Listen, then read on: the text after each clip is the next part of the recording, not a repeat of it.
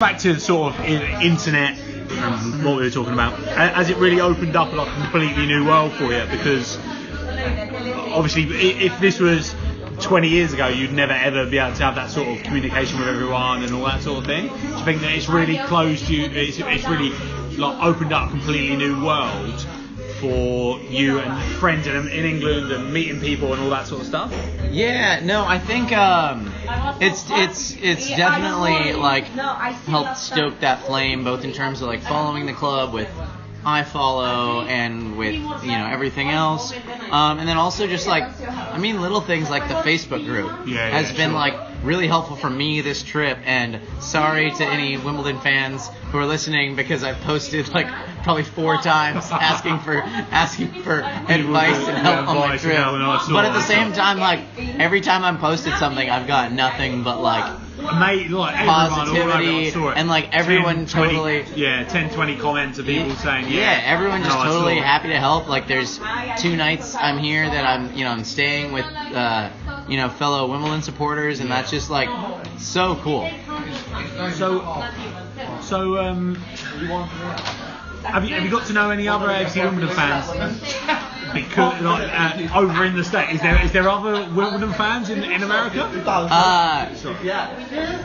I have in my entire time in the States, I will say my friends who know football well, like who know it really well, actually think it's really cool that I'm a Wimbledon supporter, because they also appreciate the story. That said, I have ran into one other Wimbledon supporter one time. Wow. And he was so gobsmacked that I was wearing Wimbledon. Was he English AFC or American? No, he's an American guy. Oh, wow. Amazing. And he was like so excited. And then actually on the way here, at Seattle Tacoma International Airport, when I was leaving, I was wearing my new Wimbledon Puma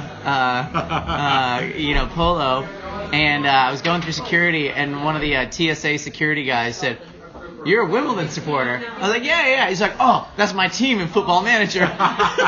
Brilliant. So obviously talking about America and stuff. Do you watch MLS as well, or? I do, less closely, because I don't think MLS is a very good league, I'm just going to say. I would say it was probably on sort of par, maybe, with League 1, League 2, that sort of... I would say... Maybe not. My opinion is MLS is probably... You watching like more closely a good MLS team would probably be somewhere between League 1 and Championship. Yeah, but the bad end is not great, is it? Well, I would disagree with that. I think the problem with MLS is, there's a lot of problems. First thing, promotion relegation. Oh, it's a joke. That doesn't make it. And that's never going to happen because American sports works on franchising and it's fucked. Second thing, secondly, the contract structures. Contracts are actually through the league, not the team, which is super weird and creates issues. But the issue I was going to get to is that they have salary caps for players, except for you get, I believe it's still 3 designated players that you can pay whatever you want. Yeah. So every other team is basically made up of like League 1 level players and like League 2 level players, and then 3 superstars. Or like former superstars. That sort of says everything to me about Zlatan America. and Clint Dempsey for the Sounders, and like, so every other team is trying to be cohesive when they have these 3 guys that just run laps around everyone else and earn 10 times what they earn. Because a standard MLS player is making like I think the salary minimum's like $65,000 a year, which in Seattle doesn't get you a lot. Not a lot, is it? Really? Like that is not. I think you probably have the same as I should say I'm not sure. It is. I believe it's still 5 figures. I don't think it's 6 figures. Yeah. So we have obviously we have an opinion about American football and maybe American sports in general. Yeah.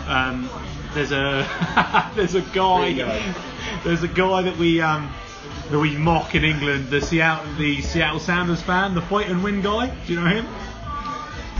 What's the fight and win guy? Oh boy. That's a chant. Fight and win. Do you know that guy?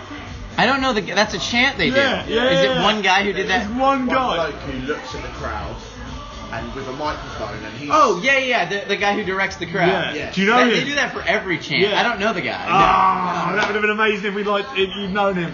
No. But honestly, we love it. It's like the best thing ever. Fight and win. Social media in Britain. It's Really? Yeah. It's But so the whole, big. But the whole, All right. But not just him, the whole MLS chanting.